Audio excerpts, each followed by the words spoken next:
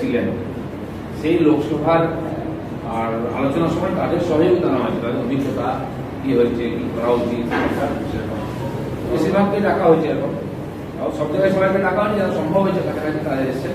বাকি ওখানকার যারা অবজারভার আছেন, জেলা প্রেসিডেন্ট আছেন, তারাই ওখানকার ব্যাপারে নির্বাচন করছেন।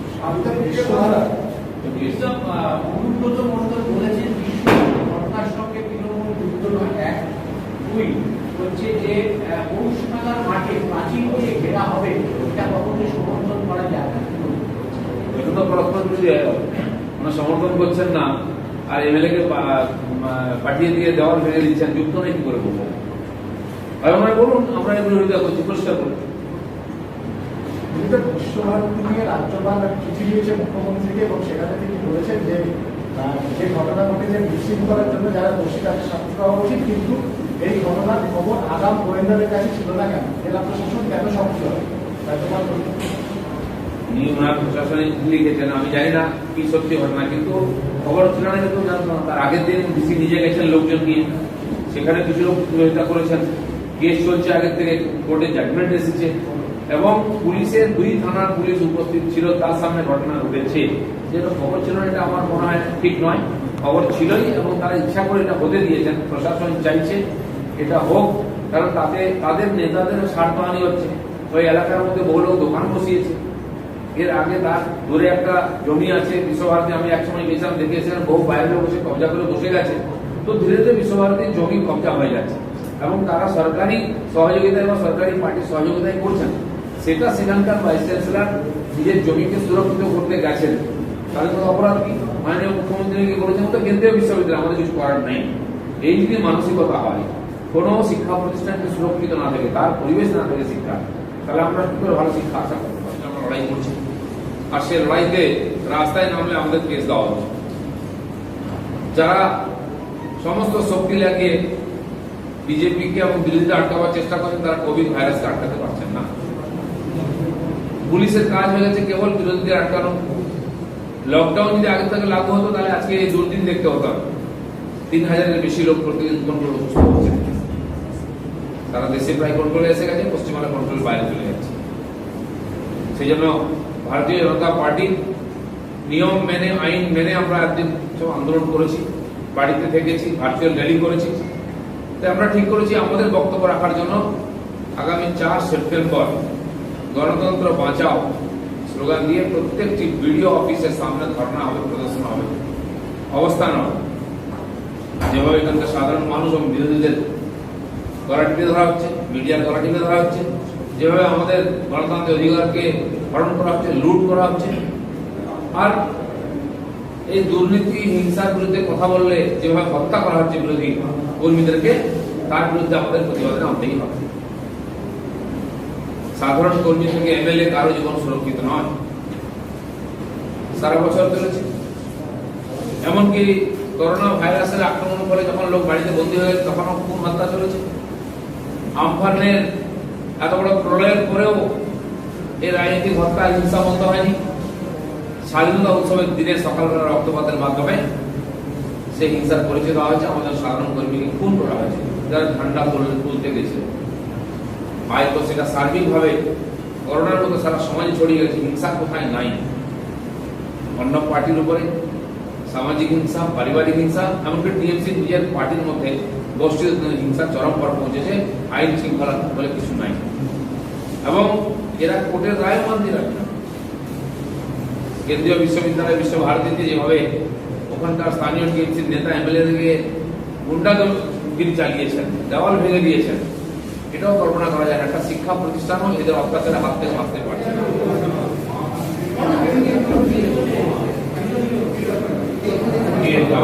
মাত্র আমাদের স্বাধীনতা উৎসব আমরা পালন করলাম। আমরা পশ্চিমবঙ্গে যারা আছি, এখানে বিরোধীরা সম্পূর্ণ স্বাধীনতা আমরা ভোগ করতে পারি না। তাদের গণতান্ত্রিক অধিকার নেই, বলার অধিকার নেই, নিজের মতো রাজনীতি করার অধিকার নেই, সভা সমিতি করার অধিকার নেই। এমনকি যে লকডাউন চলছে, সেই লকডাউনকেও সরকার রাজনৈতিক কারণে ব্যবহার করছে। রোজ এই জন্য অদল বদল করছে যাতে বিরোধীরা কোনো প্রোগ্রাম করতে না পারেন। এবং সাধারণ মানুষ যে কষ্টের মধ্যে আছে, তাদের প্রতি অত্যাচার হচ্ছে, যে দুর্নীতি হচ্ছে তার প্রতিবাদ করার জন্য যেন রাস্তায় কেউ নামতে না পারে, তার জন্য লকডাউন তো বারবার ব্যবহার করা হচ্ছে। যে মমতা ব্যানার্জি পরিবর্তনের স্লোগান দিয়ে এসছেন ক্ষমতায়, দেখা হলো পরিবর্তন তো কিছু হয়নি, যদি হয়ে থাকে সেটা পশ্চিমবঙ্গের অবস্থা আরো খারাপ হয়েছে। মানুষ ইলেকশনে ভোট দিতে পারছে না, নমিনেশন করতে পারছে না, মিডিয়া নিজের কথা বলতে পারছে না, বললে তাদের সঙ্গে যে ধরনের ব্যবহার করা হয় সেটা আমরা কর্পোরেশন ইলেকশনও দেখেছি, পরবর্তী সময় দেখেছি। সোশ্যাল মিডিয়াতেও লোকে নিজের বক্তব্য রাখতে পারছে না, সরকারের বিরুদ্ধে যদি কোনো পোস্ট করে বা শেয়ার করে তাকে বাড়ি থেকে তুলে নিয়ে যাওয়া হচ্ছে। যে অম্বিকেশ পাত্র থেকে শুরু করে আজ পর্যন্ত আমাদের সাধারণ কর্মী কাউকে ছাড়া হচ্ছে না। এটা যদি কেউ লাইক করে তার বাড়িতে পুলিশ আসছে, যদিও সাইবার ক্রাইমে কাউকে অ্যারেস্ট করা যায় না, অধিকার নেই পুলিশের, কিন্তু তাকে তুলে নিয়ে গিয়ে তাকে আর্মস রিকভারি বলে আর্মস কেস দিয়ে দেওয়া হচ্ছে বাড়িতে, থানায় নিয়ে গিয়ে। সার্বিকভাবে পশ্চিমবাংলার সাধারণ মানুষের অধিকারকে হরণ করা হয়ে গেছে। পঞ্চায়েত ইলেকশনকে প্রহসনে পরিণত করা হয়েছে। এত বড় গণতান্ত্রিক দেশের একটা গণতান্ত্রিক রাজ্যে সাধারণ মানুষের গণতন্ত্র নাই। 24% আর 34% ইলেকশনে নমিনেশন করা যায় না। প্রায় 1.5 কোটি লোক গ্রামীণ তারা ভোট দিতে পারলো না। 20,000-এর বেশি সিট বিনা কন্টেস্টে জিতে টিএমসি আজকে পঞ্চায়েতের টাকা লুট করছে, রেশন লুট করছে, আমফানের টাকা লুট করছে। আন্দোলন হওয়ার দরকার আছে, তাই ভারতীয় জনতা পার্টি ঠিক করেছে মাঠে নেমে প্রতিরোধ করবে। যতই লকডাউন করে আমাদের আটকাবার চেষ্টা করুন, যাই করুন, আমরা এর বিরুদ্ধে প্রতিবাদ করব এবং সাধারণ মানুষ যারা চাইছেন পরিবর্তন সেদিকে এগোবো তাদেরকে সঙ্গে নিয়ে। এই কার্যক্রম আগামী 4 সেপ্টেম্বর সারা রাজ্য জুড়ে প্রায় 81টা বিডিও অফিসের সামনে আমরা ধর্ণার মাধ্যমে করব। বাকি 154টা বিধানসভার পর্যালোচনা এখানে হচ্ছে, আর 3-4 দিন এই বৈঠক চলবে। ছোট বৈঠক কেবল সেই জেলা 2-1 নেতাকে নিয়ে, আর যারা প্রভারী আছেন, প্রদেশের যারা ইনচার্জ আছেন তাদের নিয়ে পর্যালোচনা বৈঠক হচ্ছে। মূলত নির্বাচন, কিন্তু গত 4 মাস ধরে আমরা কোনো সাংগঠনিক বা সামাজিক গতিবিধি করতে পারিনি।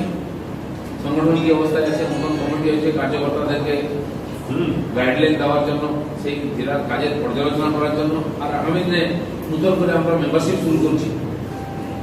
বাড়ি বাড়ি গৃহ সম্পর্ক হয়েছে, প্রধানমন্ত্রী চিঠি নিয়ে তার কতটা প্রস্তুতি হয়েছে, কতটা হয়েছে তারও খোঁজ খবর নেওয়া হচ্ছে। আজকে লোকসভা হিসাবে হাওড়া গ্রামীণ আর হাওড়া সদর হয়ে গেছে, এখন আরামবাগ এবং শ্রীরামপুর। কালকে বাকি হুগলি ইত্যাদি গুলো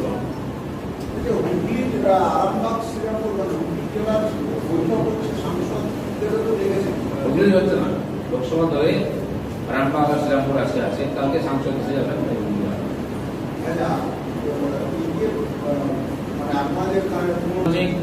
নির্বাচন ইত্যাদি হওয়ার পরে, নতুন কমিটি হওয়ার পরে কর্মীদেরকে প্রশিক্ষিত করা, তাদেরকে গাইড করার সুযোগ পায়নি, কারণ সাময়িক বৈঠক হয়নি। সেই জন্য কতটা এগিয়েছি খোঁজ খবর নিয়ে আগামী দিনে কি করতে হবে তার একটা রূপরেখা সামনে রাখা হচ্ছে। আর যে 2-3টা কার্যক্রম আমরা দিয়েছিলাম জল সম্পর্ক বা জনসম্পর্কে, তারও একটা রিপোর্ট নেওয়া হচ্ছে। তার আধারে আগামী দিনের রূপরেখা তৈরি হবে এবং নির্বাচন কবে হবে, কিভাবে হবে, কর্পোরেশন ইলেকশন হবে কিনা, সমস্ত বিষয়ে আলোচনা। অনেক জায়গাতেই তৈরি হয়, জেলা বা মন্ডল স্তরের কমিটি হয়তো ঘোষণা হয়েছে, কিন্তু অনেক জায়গায় কমিটি অসম্পূর্ণ রয়েছে। এই অসম্পূর্ণ কমিটি মানে সেখানে নাম দেওয়া যাচ্ছে না, অর্থাৎ সেখানে একটা কোথাও দ্বিধাদ্বন্দ্ব রয়েছে বা সেখানে কোনো রকম সমস্যা রয়েছে। এই যে পরিস্থিতি, সেটা কতটা সমস্যা রয়েছে সংখ্যালঘু এলাকায়, আর সেই সব জায়গায় আমরা ভোটে জিতেও গেছি। সেজন্য আমাদের শক্তি অনুযায়ী যত সম্ভব গেছি, যেখানে হিংসা হচ্ছে, বাধা হচ্ছে, বা অত্যন্ত একদম সংখ্যালঘু এলাকায় যারা সমর্থন থাকলেও সংগঠনের দায়িত্ব নিতে রাজি হচ্ছেন না হিংসার ভয়, সেখানে একটু অসুবিধা আছে। বাকি টিএমসির চাইতে আমাদের বেশি বুথ কমিটি আছে। মাতামারি কেউ পেয়েই চলছে, তো যাদের নিজেদের ঘর বসানো নেই তারা কি করে প্রতিপক্ষকে প্রত্যাঘাত করবে? এখন তৈরি হচ্ছে না, তৈরি করা হচ্ছে। ভারতীয় জনতা পার্টি আগেও একসঙ্গে ছিল, আজকেও আছে, আগামী দিনেও থাকবে। আর সারা ভারতবর্ষ এইভাবে একভাবে লড়াই করে আমরা জিতেছি। পশ্চিমবঙ্গে বিজেপি জিতে যাবে এটা অনেকের হজম হচ্ছে না, যারা সরকারে আছে তাদের সহ্য হচ্ছে না, মিডিয়ার লোকেদের অনেকে এটা হজম হচ্ছে না যে বিজেপি জিতে যাচ্ছে, এত বিরোধিতা সত্ত্বেও। তো নতুন নতুন গল্প দিয়ে বিজেপিকে বদনাম করার চেষ্টা হচ্ছে। আমি সাধারণ মানুষকে এবং সাধারণ কর্মীদের আশ্বস্ত করবো, এটা সেই বিজেপি যারা ভারতবর্ষ 17 রাজ্যে রাজত্ব করছে, কেন্দ্রে রাজত্ব করছে, সেখানে যেভাবে রাজনীতি তারা জিতেছে সেভাবে তার ব্যতিক্রম হবে না। এই ধরনের ভাষা তৈরি করা বিভ্রান্তি দিয়ে বিজেপিকে আটকানো যাবে না। কেননা আপনার বিরুদ্ধে তো অভিযোগ জমা পড়েছে বলেই আপনাকে বলা হয়েছে যে একটু রয়ে সয়ে কথা বলতে।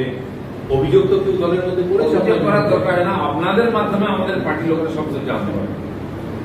অভিযোগ প্রত্যাভিযোগের প্রশ্নই নেই। আমরা সবাই মিলে একসঙ্গে কাজ করছি, বিশেষ পরিস্থিতি যেন সবাই হয়তো নামতে পারছে না, সেই জন্য কাজের কোনো অসুবিধা হচ্ছে না। 1 কোটি পরিবার সম্পর্ক করছি এর মধ্যেও প্রধানমন্ত্রীর চিঠি নিয়ে, এটা বিজেপি করতে পারে, কেউ করতে পারবে না। আমরা ভার্চুয়াল র্যালি শুরু করেছি, কোটি কোটি লোকের কাছে পৌঁছেছি। আপনারা দেখতে পাচ্ছেন যারা ভার্চুয়াল র্যালি নিয়ে হাসাহাসি করছিলেন, বিরোধিতা করছেন, তারা অনুকরণ করতে গিয়ে মুখ থুবড়ে পড়েছেন। 21শে জুলাইয়ের যে র্যালি হয়েছে তাতে কত 16,000 লোক লাইভ দেখেছে, আর মাননীয় অমিত শাহ র্যালিতে 41,000 লোক লাইভ দেখেছে।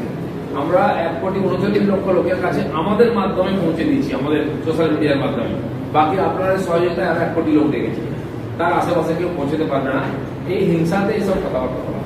এটা কি যে বাবুল সুপ্রিয় বা স্বপনদাস দত্তের কাছ থেকে প্রত্যাশিত সহযোগিতা আপনারা পাচ্ছেন, আপনি পাচ্ছেন? সহযোগিতা পাওয়ার প্রশ্নে এখন তো বাইরেই আছেন, তারা দিল্লিতেই আছেন। যখন আমরা বলবো আসতে আসবেন, মনে হবে তখন আসবেন, কাজ করবেন। সেই জন্য আমরা কোনো পাবলিক প্রোগ্রাম রাখছি না। যারা এমপিরা আছেন তারা নিজেদের এলাকায় ঘুরছেন, কাজ করছেন। যারা অনেকে আসতে পারছেন না, আজ বাবুল সুপ্রিয় যে আসানসোল আছেন তাকে কোয়ারেন্টাইন করে দেবেন। সেই জন্য তিনি সরকারি কাজে ওখানে ব্যস্ত আছেন। যখন অনুকূল পরিস্থিতি হবে আমরা বলবো তখন আসবেন, নিজের কাজ করবেন। আপাতত যখন পাবলিক প্রোগ্রাম বন্ধ আছে আমরা সবাইকে বলছি না। যেমন মুকুলদার মতো সিনিয়র লিডার, আমরা চাইছি না তিনি বেশি বাইরে ঘুরুন। তাকে যখন আমরা ডেকে চুনিয়ে এসছেন, ভার্চুয়াল র্যালিতে ভাষণ দিয়েছেন, এর মধ্যে উনি বীরভূম গিয়ে আর প্রেস কনফারেন্সও করে এসেছেন। তো সেই জন্য যারা বাকিরা ফিল্ডে কাজ করছেন সবাই করছেন। আমিও বন্ধ ছিলাম এতদিন, আমি রিসেন্ট বেরিয়েছি, মনে হচ্ছে আমার যাওয়ার দরকার, আমি উত্তরবঙ্গ গাড়ি করে প্রবাস করে গেলাম। আমাদের জোনাল যারা ইনচার্জ আছেন, আমাদের যারা আমার কাছে বসে এসেছেন, জেনারেল সেক্রেটারি, এনারা সব জেলায় প্রবাস শুরু করেছেন। ছোট ছোট বৈঠকের মাধ্যমে সংগঠনের কাজ শুরু হয়ে গেছে। মানে মুকুলদাকে আবার অ্যাক্টিভ দেখা যাবে এবার? পুরো অ্যাক্টিভ দেখা যাবে। আমরা যেদিন বলবো আপনি নামুন, নেমে পড়বেন। আমরাই তাকে মানা করেছি, উনি অফিসেও আসেন না। আমরা বলেছি যাওয়ার দরকার নেই অফিসে, বাকিদের কাউকে আসতে মানা করা হয়েছে অফিসে। আমিও ওইটুকুই যাই, হয় প্রেস কনফারেন্স বা ভার্চুয়াল র্যালি দিই। কিন্তু আমাদের অফিসে কেবল অফিসিয়াল কামের জন্য, কাজের জন্য আমরা সীমিত রেখেছি। কালকে তো কৈলাসজির সঙ্গে মুকুলদা বৈঠক করেছে বেশ কিছুক্ষণ, আর অনেকে ছিলেন, সংগঠনের ব্যাপারে বৈঠক হয়েছে আজকে। এবং এই যে বৈঠক শুরু হলো, এর কি প্রোগ্রাম হবে, এর রূপরেখা কি হবে, রুটিন কি হবে, এই ব্যাপারে কালকে আলোচনা হয়ে গেছে। আমি কালকে থাকতে পারিনি, কারণ কি এর আগের যে বৈঠক ছিল সেখানেও আলোচনা হয়েছিল। আমরা আজকে ডাইরেক্ট এসে বৈঠক সেই লোকসভার আর আলোচনার সময় তাদের সহযোগিতা নেওয়া হয়েছে, তাদের অভিজ্ঞতা কি হয়েছে, কি করা উচিত, বেশিরভাগকে ডাকা হয়েছে। এখন সব জায়গায় সবাইকে ডাকা হয়নি, যারা সম্ভব হয়েছে কাছাকাছি তারা এসেছেন। বাকি ওখানকার যারা অবজারভার আছেন, জেলার প্রেসিডেন্ট আছেন, তারাই ওখানকার ব্যাপার নির্বাচন করছেন। অনুব্রত মণ্ডল বলেছেন বিশ্ব ঘটনার সঙ্গে তৃণমূল যুক্ত নয়। 1, 2 হচ্ছে যে পৌষনাগার মাঠে প্রাচীন দিয়ে ঘেরা হবে, এটা কখনোই সমর্থন করা যায় না। এটা তো পরস্পর বিরোধী হয়ে গেল। ওনারা সমর্থন করছেন না, আর এমএলএ কে পাঠিয়ে দিয়ে দেওয়াল ভেঙে দিচ্ছেন, যুক্ত নেই কি করে বলবো? আর আমরা বলুন, আমরা এই বিরোধিতা করছি, পরিষ্কার করুন। বিশ্বভারতী নিয়ে রাজ্যপাল চিঠি দিয়েছে মুখ্যমন্ত্রীকে এবং সেখানে তিনি বলেছেন যে যে ঘটনা ঘটেছে বিশৃঙ্খলার জন্য যারা দোষী তাদের শাস্তি পাওয়া উচিত, কিন্তু এই ঘটনার খবর আগাম গোয়েন্দাদের কাছে ছিল না কেন? জেলা প্রশাসন কেন সক্রিয়? রাজ্যপাল উনি ওনার প্রশাসনিক লিখেছেন, আমি জানি না কি সত্যি ঘটনা, কিন্তু খবর ছিল না কিন্তু জানতো না। তার আগের দিন ডিসি নিজে গেছেন লোকজন নিয়ে, সেখানে কিছু লোক বিরোধিতা করেছেন। কেস চলছে আগের থেকে, কোর্টে জাজমেন্ট এসেছে এবং পুলিশের 2 থানার পুলিশ উপস্থিত ছিল, তার সামনে ঘটনা ঘটেছে। যেটা খবর ছিল না, এটা আমার মনে হয় ঠিক নয়। খবর ছিলই এবং তারা ইচ্ছা করে এটা হতে দিয়েছেন। প্রশাসন চাইছে এটা হোক, কারণ তাতে তাদের নেতাদের স্বার্থহানি হচ্ছে। ওই এলাকার মধ্যে বহু লোক দোকান বসিয়েছে। এর আগে তার দূরে একটা জমি আছে বিশ্বভারতী, আমি একসময় গেছিলাম, দেখিয়েছিলাম, বহু বাইরে বসে কবজা করে বসে গেছে। তো ধীরে ধীরে বিশ্বভারতীর জমি কবজা হয়ে যাচ্ছে এবং তারা সরকারি সহযোগিতায় বা সরকারি পার্টির সহযোগিতায় করছেন। সেটা সেখানকার ভাইস চ্যান্সেলর নিজের জমিকে সুরক্ষিত করতে গেছেন, তাহলে তো অপরাধ কি? মাননীয় মুখ্যমন্ত্রীকে বলেছেন তো কেন্দ্রীয় বিশ্ববিদ্যালয়, আমাদের কিছু করার নেই। এই যদি মানসিকতা হয়, কোনো শিক্ষা প্রতিষ্ঠানকে সুরক্ষিত না থাকে, তার পরিবেশ না থাকে শিক্ষা, তাহলে আমরা কি করে ভালো শিক্ষা আশা করবো? কিন্তু যারাই প্রশ্ন তুলছেন বা আপনারা যারা আমাদেরকে জিজ্ঞেস করেন একবার তাদেরকে প্রশ্ন করুন। সরকারি পার্টি হাজার হাজার লোক নিয়ে যোগদান করানো হচ্ছে, বাড়ি থেকে পুলিশ দিয়ে আমাদের কর্মীদের তুলে নিয়ে ঝান্ডা ধরানো হচ্ছে, জোর করে হাতে ঝান্ডা ধরিয়ে দিয়ে রাস্তায় হাঁটানো হচ্ছে এবং হাজার হাজার লোকের সভা হচ্ছে। তাদের বিরুদ্ধে আইন মানানোর কোনো দায় নেই। কেবল ভারতীয় জনতা পার্টি যেহেতু আমরা সংবিধান আইন মানি, আমাদের দায় আছে। টিএমসি কোনো আইন মানবে না, আইন শৃঙ্খলাও মানবে না, আর না লকডাউন না অন্য কিছু। তারা প্রকাশ্য বিরোধিতা করছেন, ব্যবহারও বিরোধিতা করছেন এবং দুর্ভাগ্য এটা প্রমাণ হয়ে যাচ্ছে যখন তাদের এক একজন বিধায়ক এতে আক্রান্ত হয়ে মারা যাচ্ছে, একাধিক মন্ত্রী আক্রান্ত হচ্ছেন, তা সত্ত্বেও নিজের আইন মানছেন না আর মানুষকেও প্রভাব করছে যাতে লোক আইন না মানে। ভারতীয় জনতা পার্টি আগেও আইন মেনেছে, আগামীতেও আইন মানে। একটা প্রশ্ন, রাজভবনকে বিজেপি পার্টি অফিসে পরিণত করে দেওয়া হয়েছে বলে পার্থচক্রের অভিযোগ এক, আর দুই হচ্ছে যে আজকে সাংগঠনিক বিষয়টা কিভাবে আপনারা বিবেচনা করেন? বহুদের এইসব গল্প তো আমরা অনেকদিন শুনে আসছি, তাই বোধহয় সার্ভিলেন্সে রেখেছেন রাজভবনকে, কে যাচ্ছে আসছে কার সঙ্গে কথা বলছেন, তাকে গৃহবন্দী করার মতো গভর্নর। রাস্তায় বেরোলে লোক দিয়ে গাড়ি আটকাচ্ছেন আর স্লোগান দিচ্ছেন, ইউনিভার্সিটিতে ভাষণ না দিয়ে চ্যান্সেলর ফিরে আসতে হচ্ছে, এই ধরনের ঘটনা পশ্চিমবাংলায় দেখা যায়। আর যেহেতু কেন্দ্রীয় ইউনিভার্সিটি বিশ্বভারতী সেখানে আটকাতে পারছে না বলে দেওয়ালে হয়ে দিচ্ছেন। প্রধানমন্ত্রী তার চ্যান্সেলর, কেন্দ্র সরকার দেখবে, আর রাজ্য সরকারের দায়িত্ব এই গরিমাময় ইউনিভার্সিটির সম্মান রক্ষা করে পড়ার পরিবেশ তৈরি করা। এই যে মিটিং আজকে থেকে শুরু হয়েছে, তার মধ্যে তো আসানসোলের মিটিং হওয়ার কথা রয়েছে, সেখানে কি সভাপতি আসবেন না? দেখা যাক যদি আসতে পারেন ভালো। যেমন রাজগঞ্জের এমপি ছিলেন না মন্ত্রী, তাকে বাদ দিয়ে বৈঠক হয়েছে, হতে পারে যদি আসতে পারেন আসবেন, নাহলে সেদিন আমরা দিল্লিতে করেছিলাম কিন্তু মনে হচ্ছে এখানেই করা ভালো। এত লোকের যাতায়াতের অসুবিধা, ট্রেন চলবে না, ট্রেন বন্ধ হয়ে গেছে। যদি সেরকম অনুকূলতা থাকে নিশ্চয়ই অনেকে বলা হয়েছে আসার জন্য, সবাই জানে সূচনা পেয়েছে। বলছি আমার একটা লাস্ট আর্টসুয়ারি তাদের সাথে যোগাযোগ করবে। দরকার তাদের সঙ্গে দিল্লিতে কথা বলতে পারেন আমাদের নেতারা, তাদের মতামত নিতে পারেন, তাদের রিপোর্ট চাইতে পারেন, তারা মতামত জানিয়ে দেবেন। দ্বিতীয় প্রশ্ন, সেটা হচ্ছে প্রথাগত রায় তিনি এই পরিস্থিতিতে উনি সক্রিয় রাজনীতিতে আসতে চাইছেন, যদি রাজ্য বিজেপিতে উনি আসার চেষ্টা করেন বা যদি আসেন। এরকম অনেক ঘটনা ঘটেছে, প্রাক্তন রাজ্যপালরা রাজনীতিতে ফিরে এসেছেন।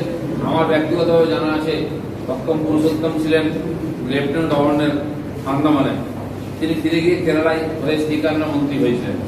তো পার্টি যদি মনে করে প্রত্যেক ব্যক্তির গায়ে দাঁড়াতেই পারে, তিনি মুক্ত হয়ে গেছেন, তো সেটা সেন্ট্রাল পার্টির লোকেরা নিশ্চিত করবেন কি হওয়া উচিত। ত্রুটি বিচ্যুতি, অসম্পূর্ণতা ইত্যাদি আছে এবং রাজনৈতিক সংঘর্ষ, পুলিশি অত্যাচারের জন্য কার্যকর্তাদের মনের মধ্যে একটা ভয় আছে, সংকোচ আছে, সেই সমস্ত জিনিসগুলো আমরা নিজের খোঁজখবর করছি, কোথায় কি সমস্যা আছে, আর সে অনুযায়ী পার্টি আগামী দিনে চলবে।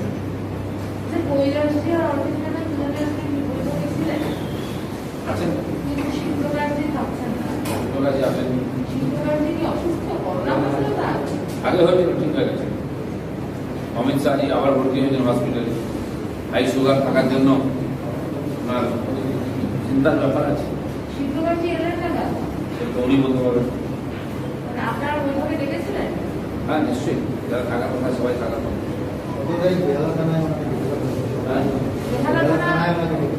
সমন রয়েছে, তো পুরোনো কেস তুলে আমাদের কর্মী নেতাদেরকে ঝামেলা করার চেষ্টা হিসেবে আমরা করছি, সত্যি থাকবে।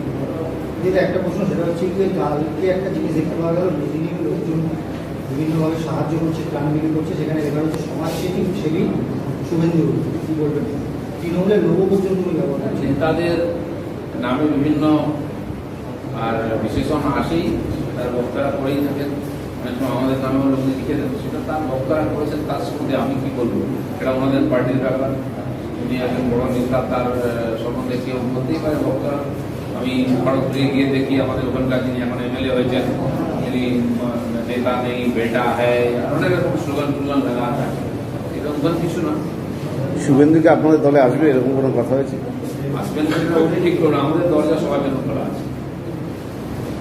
আপনারা এই যে একটা 4 তারিখে এইভাবে যে মানে গোলাগুলিভাবে নির্ণয় করছেন, এটা কি একটা আপনার মনে হচ্ছে যে 21 নির্বাচন ফলে অনেক দেরি হয়ে যাচ্ছে, না সবই আমরা বাকিরা নেমে পড়েছে, আমরাও নেমেছি।